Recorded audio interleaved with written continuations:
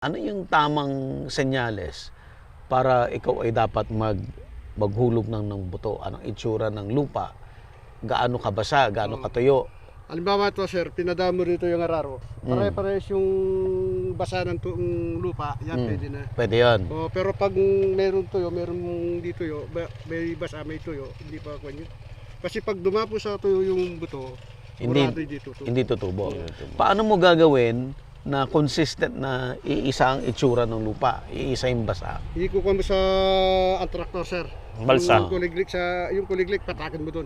Parang tatakpan mo yung butas, sir. Yung basa ng lupa, papasok sa loob, doon magkukuhan. Lilipan. Yung ibig sabihin niya, sir, dahil yung lupa rito, dahil sandy loam, parang gagawin mo siyang sponge. Parang gagawin mong negative pressure sa taas. Mag-absorb, aakyat yung tubig. Yung basa. Yung basa, mag-uniform na yung basa. Kasi yung sabi nga ni Sir Ricky, pag inararo yan, hindi pa consistent yung isa tuyo, yung isa basa. Hindi pa pantay-pantay yung yung pag-akyat ng tubig. Mainit pa. So sa sampulan mo, pag hindi pantay-pantay, wag ka muna magtanim. Hintayin mong magpantay-pantay lahat yung basa ng lupa. Ayun. Tulad niya sir, nagmamadali. Tingnan mo yun, Kwan. Hindi, pag-pray mo yan, gaganda. Kapit-bahay mo yan eh. Para siyempre pag kumita yan, masaya kayo parehas. Yung problema naman sir, yung bini. Bini naman yan. Bini naman yung problema dyan. Pero maganda pagka-prepare din ng lupa. Yung bini expert. Hindi yakin yan. Okay. Hindi. Yung sakit na, sa atin yun eh. Yung sa gitna, yung nandun sa kabila. Yung sa kabila. Ito, yung sa isang pitak na, isang one na yan. Ay, maganda. Tapos kumuha ng isang box na naman, yan ulitan. Kawawa naman. Yan. Kawawa naman. Okay. Sa susunod, Dobling gastos eh. pwede. Kaya sabi niya, sa susunod, di na ako kukuha ng bini sa stasyon. Ganyan pala. Hindi, sana lang yan. Okay sir, di na lang prep mo na, no? Nagtanim ka na. Okay, ano ang next na gagawin? Pag tumubo yan, after to 14 days. 14 days bago tutubo. Pag tinanim mo yan, Tanim. 14 days, pwede ka na mo. gano'n nakalaki yung halaman? Ganyan na yan. Ito na, Hindi. 4 na dahon, sir. 4 na dahon. Mas maliit dito. Kasi yung dahon ng mais, kasi 14 lang yan eh. 14 lang, 7 sa kabila eh. Galing sir, magaling. May science. Yun lang. Pito. Yung buong buhay niya, 14 na set lang yun. 14 lang, 7 rito. Nag-aaral yan, sir. Galing.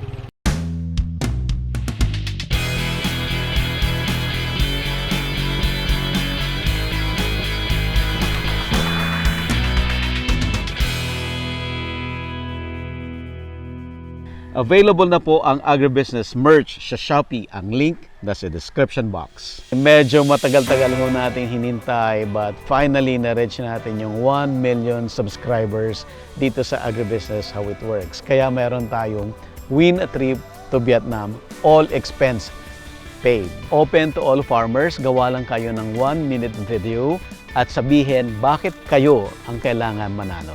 Ang full mechanics, basahin lang po sa Facebook page ng Agribusiness How It Works. Make sure po na basahin mabuti ang mechanics para ma-qualify. Pwede na kayong mag-post ng entry ninyo. Ang contest ay hanggang January 5, 2024. Ito po ay in partnership with Inspired Learning Tours at NutriHydro Plant Nutrients.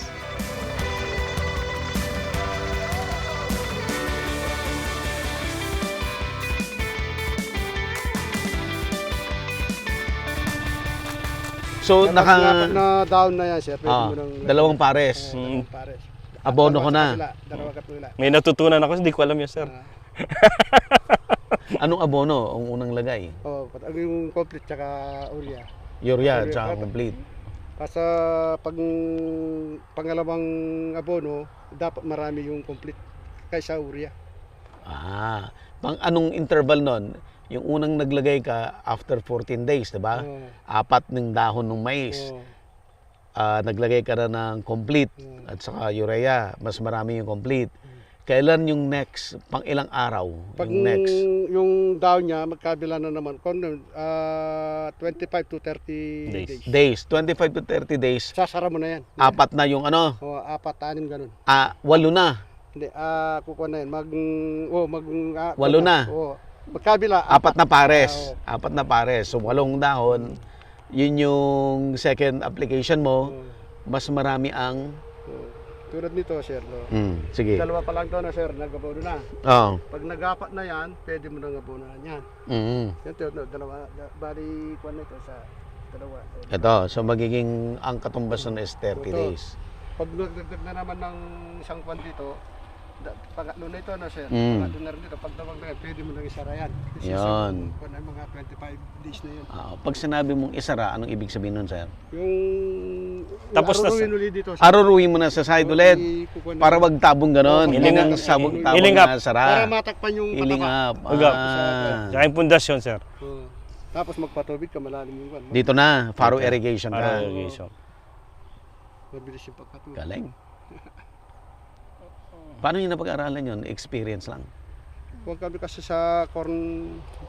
May paaral kasi dito yung ano, yung government, DA. Sa yung DA. Okay. Malaking tulong, sir, ang corn program. Lalo na dito. Ngayon, kung hindi mo susundin yun, hindi mo makukuha yung kung na target na kukuha mo ng average ng kwan mo. Pero pag kinuha mo yun, baka makukuha mo. Kung nga ba, share mo pa isa, baka daradag lalo yung anin. Oo.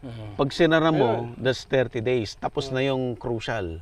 Diba sabi natin, 30 days lang yung crucial. Crucial. Tapos na yun. Patubig na lang. Patubig. Na lang. Wala nang application ng fertilizer after. Wala na. Wala na. Hanggang mamunga na, wala na. Wala na. Yung crucial niyan, sir, 30 days. 30 days. Doon, kailangan ibigay mo na doon. Ang kagandahan dito sa corn, kahit mapasobra yung abono niyan, especially yung complete, At potassium, naidikit mo pa rito yung abono. ibibigay niya rin sa bunga, sir. Hindi ka mukha Basta- ng ibang crops. Nag 30 days yung kwan, malusog yung puno. Ang gano'n sa magpabunga yan. Malusog pa rin. Diretso na yun. Diretso Oo, na. malusog pa rin.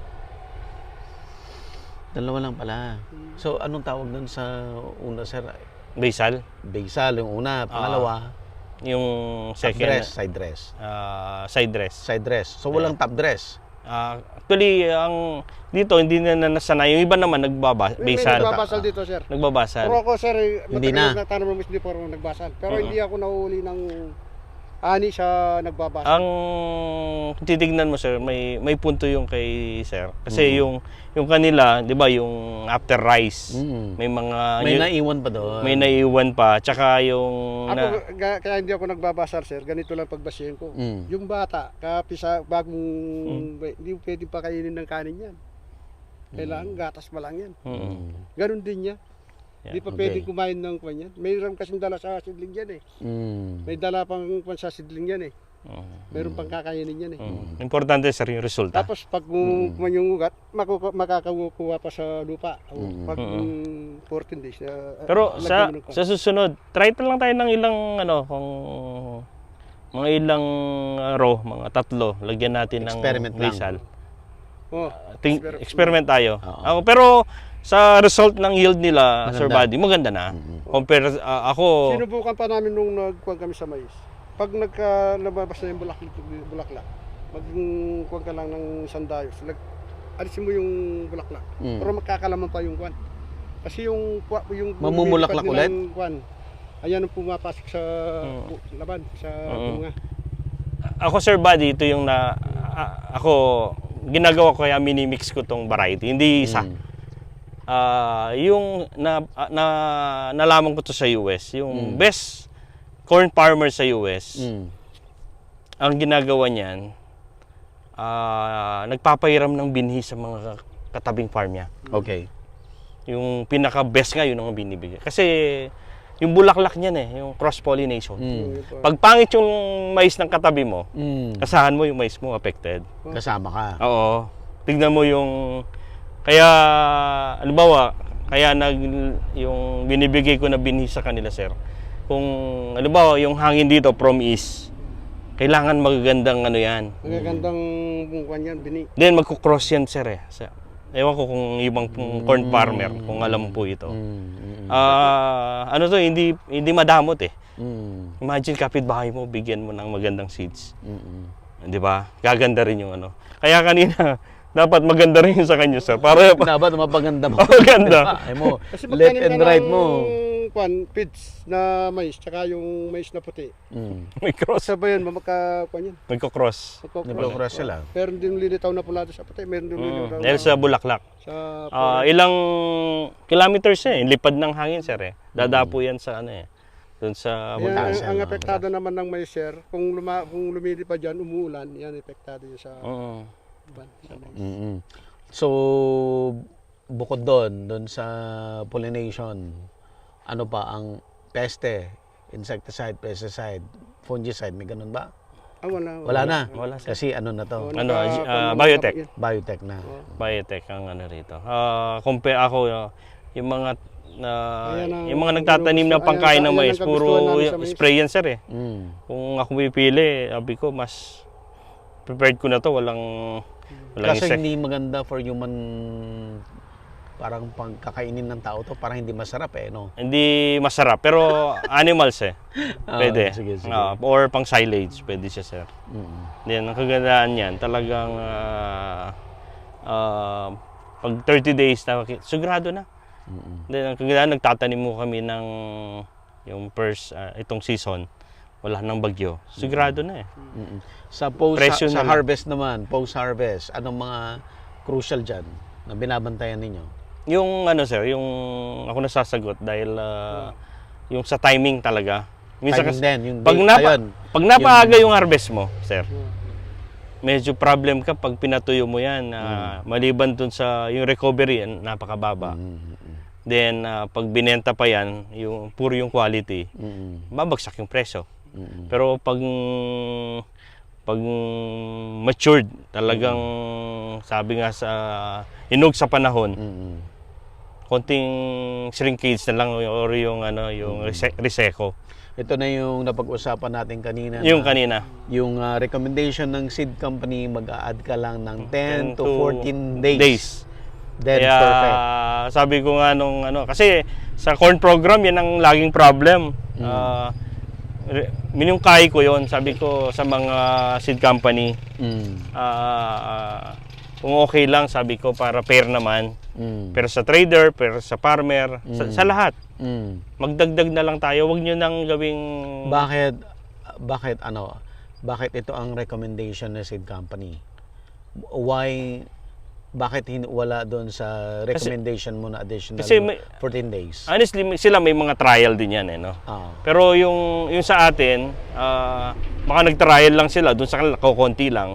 Pag nag-harvest kami ng marami, baka kulang yung bilaran. Alam naman natin, ang pagpapatuyo, crucial ito. Pag in-harvest mo doon sa kulang sa araw o kaya yung panahon na nakalagay doon, magkakaproblema ka doon sa pagbibilad. It takes 2 or more days. Unlike pag... Makukuha sa isang araw, 2 araw. Oo. Halimbawa kung yung plus 2 weeks, baka isang araw or kalahating araw, ma-meet mo na yung 13% MC. Sir, ano ko lang to ha? Well, opinion ko lang to. Hindi naman ako expert sa corn. Posibleng mali ako. Hindi kaya dahil yun yung recommendation ng seed company. Kasi pag recommend niya yung additional 2 weeks, baka isipin ng farmer, ang tagal naman i-harvest niyan. Ayoko niyan. Ayokong itanim yan kasi ang tagal i-harvest. Posible. Or paagaan ng harvest para dahil yung hinahabol nila yung mataas sa na presyo. Pero kung naka-lock in or may ceiling o may floor tayo na kahit bababa yung mais, may guaranteed price ka. Yung farmer Steady yung price. steady, win-win eh. Which is yun yung ginagawa Yun yung mo. ginagawa Kaya ko. perfect. Pag ginayaw ito, sir, ako, palagi ko wala nang problema yung mga feed millers. Kaya imagine, malaking factor, malaking problema ang mangyayari. Imagine, halimbawa yung isang silo, mahaluan yan ng bulok na mais. Sira lahat yun, sir. Sira lahat. Buong batch na yan. Yung sisirain. Ang Isang sako lang yung anuin mo doon, what if ikaw yung nandun sa kanila? Sabi ko, makukonsensya ka na pag maganda yung yung motive. Even sa kanila, magkakaroon ka ng magandang relationship. Sir Ricky, anong masasabi mo doon sa mga audience natin base doon sa karanasan mo, sa experience mo, sa galing mo as a farmer? Anong advice mo sa kanila? Ako nakakarating sa inyo, maraming salamat para yung advice ko. Maganda yung kwan ninyo sa kwan. Matuturuan nyo kami sa pagkukuan. Kung di sa inyo, hindi kami makikita ng kwan. Ano yan, Kuya Ricky? 1 million subscriber na si Sir Buddy. Marami yan. Yung anak mo, babadi ka, nasa Israel. Sir, batiin mo anak mo, sir. Agriculturist. Oh. Agriculturist. Binabati kita, anak. Ingat ka dyan. Ano pangalan para sikat? Jerwin Soto. Jerwin. Tatay mo, ingat ka dyan. Oh, kita mo yung mga mais niyan. Imagine, farmer, agriculturist. Ibig sabihin, Dito, yun lang. may susunod na. Yan Hindi yung farmer na yung anak, ayaw nila. Ito, yan ang maganda. Pagbalik niya, for innovation yan. pumunta sa Israel, mag-aral, graduate na siya exchange student. Yung mga technology doon, I see. madadala baka, madadala. mas magaling yan sa father niya. Ikaw na tuturuan niya, sir, pagbalik niya. Sir ba, yung next generation. Next generation. Okay. Ako, sabi ko nga, in-encourage ko noon, paaralin mo ng agri. Kasi nakita naman nila, may kita sa pagsasaka. What more, nakapag-aral, may konting kapital. Actually, yung pagpunta niya doon, kahit paano, may kita yun eh. Okay. Sir Richard, Doc, anong mensahe mo naman sa audience natin? Yung ginagawa mo talaga, ano talaga to, kakaiba. Kung ganito lang sana lahat, no, ng mga nakakaintindi ng farming, nakakaintindi ng market, nakakaintindi na dapat lahat ng farmer ay uunlad. Uunlad talaga ang Pilipinas. Uunlad. Ito yung ako sabi ko, samantalin ko na dahil daming nakikinig mga farmer. Ito sa mga simpleng ginagawa po namin. Yun, gawin mo. Nanggagaling talaga sa puso na may pagmamahal. Ano yan eh. Kasi pinaranas din sa akin eh. Kasi honestly, hindi ko magagawa to kung actually si Lord talaga yung kung mahal mo ang Panginoon. Ako, hindi naman, wala sa relihiyon yan eh. Pag mahal mo mahal mo yung kapwa, lalo na yung mga malapit sa puso ko, mga farmer. Then kahit paano, kahit hindi ka inaasahan yung bonus or yung return, meron pa rin eh. Sabi nga, ma-amaze ka eh sa gagawin at gagawin sa iyo eh. Ako nga, sabi ko, maging daluyan ng pagpapala. Masaya na ako, sabi ko nga, yung mga anak ko, 3 lang. Magkaroon lang ng magandang pangalan. Ibig sabihin, pag nakagawa ka ng mabuti kahit paano, yung next generation nila, may yung konting, kahit paano, yung respeto sa bawat isa. Sabi ko, yun lang ang mahalaga talaga. Kaya ako, masaya rin ako sa ginagawa ko yung mga pagtulong. Pag nakita ko itong mga corn nila or abang nagbabayad kami, sabi ko sa kanila, napakasaya. Kaya walang kapalit yung saya, yung pagtulong. In return, may naman, may kapalit. Actually, sabi nga, it's a good sa bawat isa eh. Panalo sila, panalo ako, panalo yung sinusuplayan namin ng corn. Parehas masaya ka. Oo, parehas masaya. Kaya lahat tayo uunlad ng bansa. Kaya huwag mawalan ng pag-asa. Uunlad po tayo. Mahalin ka ng Panginoon sa pagganba, tumanim ka ng mais. Huwag kang ani ng kamuting kahoy kasi wala kang tanim ng kamuting kahoy. Kalamas, laging tinanim mo. Dito, Sir Buddy, mais. Sa Kapampangan, mamais, mabola. Kaya minibiro ko. Okay. Nagmamais ka ba? Ibig sabihin, nagbobola. Pero iba kasi wala kang tanim ng ganyan. pero ito, kaya gusto ko, pag harvest, para makita talaga yung result. Kaya pag sinabi ko si Kuya Ricky na mamais siya, o nagmamais, nagbobola sa Pampangan. Pero honestly, balik na rin natin na yung mais talagang maging totoo. Ang kasi sabi nga yung iba, tumutubo daw ang mais sa semento. Kaya Meron sa harvest, kami- balik tayo. Meron na Makita natin. sama dyan. Sabi niya, kukunin ko lang yung buo kanya para ulan, kukunin ko lang yung buwan. Para mababaksak yung wala siya. Ayan po, ako naman maraming natutulungan talaga si Doc Richard, hindi lang yung mga farmers. In fact, kagaya ng nasabi ko kanina, ako rin na-inspire masyado doon sa ginagawa ni Doc Richard. Kasi nung time na yon na ginagawa, nag-uumpisa ang agribusiness, hindi pa na ipapanganak yung YouTube channel. No, gumagawa na kami ng episodes, nagpi-prepare na kami. At isa sa first episode na ginawa namin ay yung kasaba. At ang resource person natin ay si Doc Richard. Nung time na nag-uusap kami, parang nanghihinaan ako kasi ang tagal-tagal ko na dun sa career ko, parang walang nangyayari. So sabi ko, parang mali yata yung career na napuntahan ko. Kasi si Doc Richard, magtanim lang siya ng 1 hectare na kasaba. After 1 year, ang laki na nakita niya. Ako, 20 years na ako sa industry, hindi pa rin ako yung mayaman. Hindi naman. So sabi ko, parang nangihinaan ako. Pero nung nagkausap kami, yan po yan. It's an inspiration na ituloy yung ginagawa. Tinuloy ko yung ginagawa ko. After 10 years, eto na. Nagbunga, sir. From wala pang YouTube channel to mayroon tayong 1 million plus subscribers today. Thank you, Doc, sa inspiration na yan. Ginagamit ka ng Panginoon. Kung hindi mo ako na-inspire doon, malamang hindi nagtuloy ang agribusiness. Oo, ginamit lang tayo.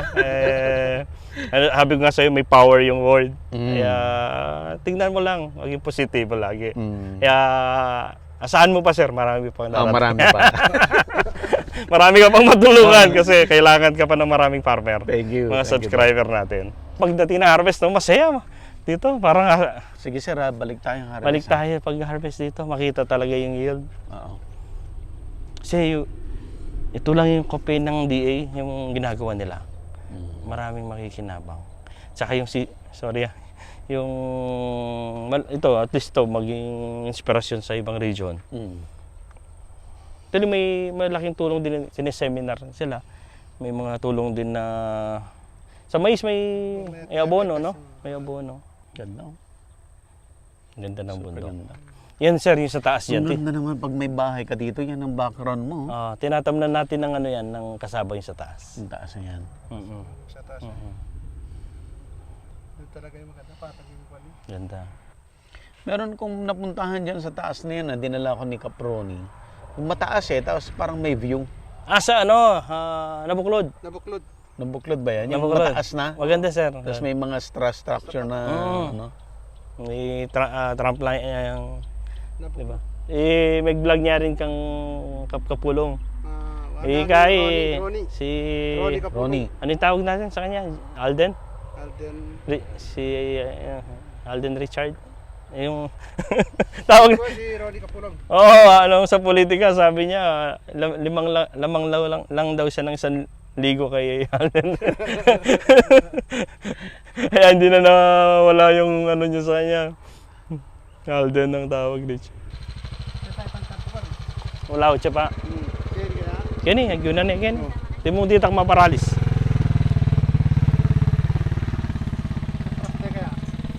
Karena mo. Taas na lang tayo. Sir, thank you ha. Salamat po. Ricky, muna na kami na. Ayan, ito yung parang yung pang kuha ka rin kanina. Pwedeng lagyan ng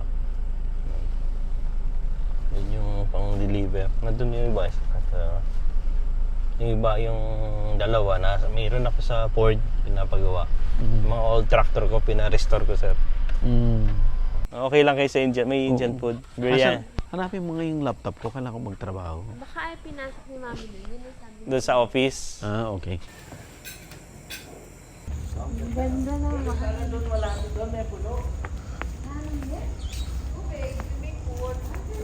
Wow.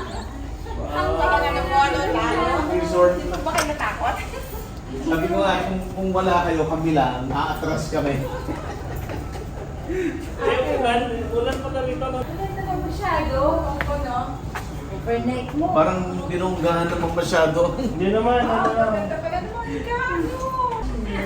Ang ganda. Ang Chris eh. Pare, sorry, kahapon lang ka nag-start nag-renovate.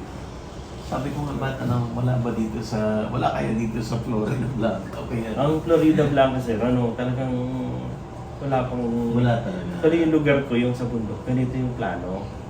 Kaya papatok doon yun eh. Papatok yun. Ayun, sir, no? Gawin mo Dun dito sa, Kasi may ganyan kasi may building po. Grabe, ang ganda na. Ganda na, may solar. Kung masanting pa ka rin, at yung swimming pool niya, Kinwal, overlooking the mountains. Oh, may kaibigan ako doon, yung wet din nung nangyari. Upuan. Wow. Si Kuya Res, kanina, si Kuya Ricky. Nung nakita na pumunta ako sa, nakita yung sakyan. May mga farmer na, yung tatanim ng corn. Bukas. Kala nila nandun na, nagkulang sila sa binhi. Nakakayak na Sir Buddy. Grabe naman. Pero Wala naman. ako sa mo, yan mo.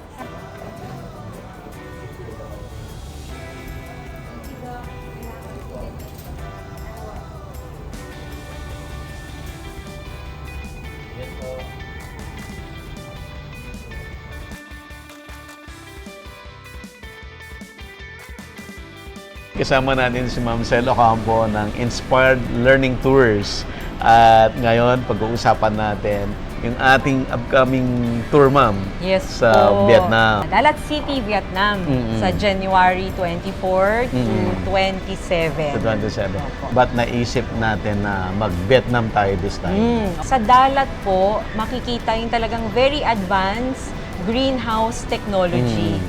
Napakalayo na po ng Dalat pagdating sa technology na to. Actually, dahil po dito, ang Dalat po ang #1 producer ng vegetables and cut flowers in entire Vietnam. Ganun na po sila ka-advance. So, sa tour po na to, magkakaroon po tayo ng chance na makapunta sa mga farm kung saan ginagamit itong technology na to. Yung mga participants po, maaari nilang makita kung paano ginagawa ito from the concept to the choosing the proper plants, yung proper varieties. Makikita rin po nila yung automation ng irrigation or iba pang aspect ng greenhouse. Nandito rin po yung mga technology na wala pa dito sa Pilipinas. Wala pa. Kaya napakaganda po na kung may mga farmers na gusto mag-invest dito, sana makita na muna nila yung standard ng greenhouse technology. Kasi talagang from the concept hanggang dun sa harvest, yung post-harvest at saka packaging, yun po yung makikita natin sa Vietnam. Wow. Talagang comprehensive po pagdating sa greenhouse technology. Sikat ang coffee ng Vietnam. Opo. Kaya sabi namin, hindi pwedeng walang coffee kasi pupunta tayo sa Vietnam. Sa ngayon po kasi, Vietnam is now the #2 Coffee producer Yes, in after the world. Brazil, in the world. Ganun na po sila kasi kalaki pagdating sa coffee production. Makikita nyo hindi lang yung coffee farm, yung farm mismo, makikita nyo rin po kung paano nila in-integrate ng maganda ang agritourism. So, from touring the farm itself, pati yung picking ng beans, perfect po kasi yung time na punta natin.